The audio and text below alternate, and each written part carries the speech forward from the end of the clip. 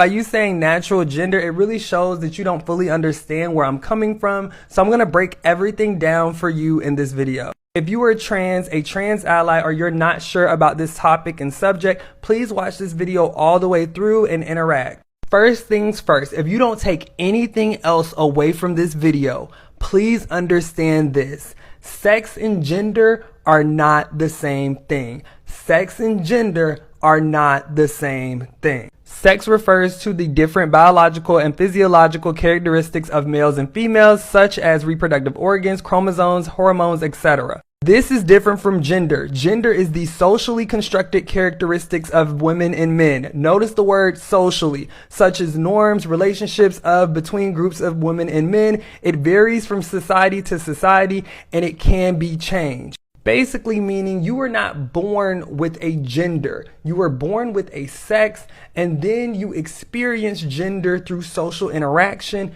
and you come to learn what it is to be a man or a woman. And we know this is true because people will say things like this. In Zora Neale Hurston's Their Eyes Were Watching God, she says, she knew marriage did not make love. Janie's first dream was dead, so she became a woman.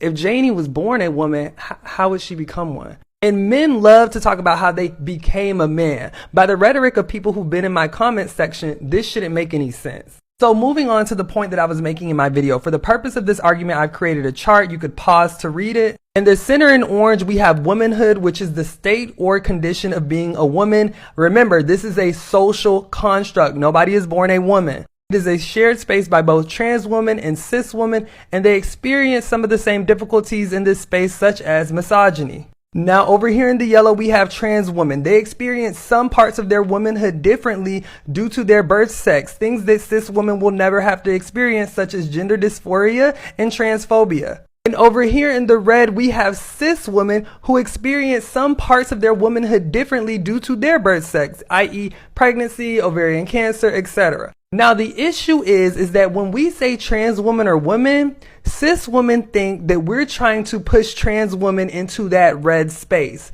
and we are not. That red space is what makes y'all female. No one is trying to say that trans women are female. No one is trying to put them into that space. We are simply saying that they are women. So it makes no sense for you to hate that men reduce you to that red space, but want to push women out of the orange space while holding on to that red space. Thank you for coming to my TED Talk. Please comment your thoughts on this. I'm sure y'all girlies are going to continue to tussle.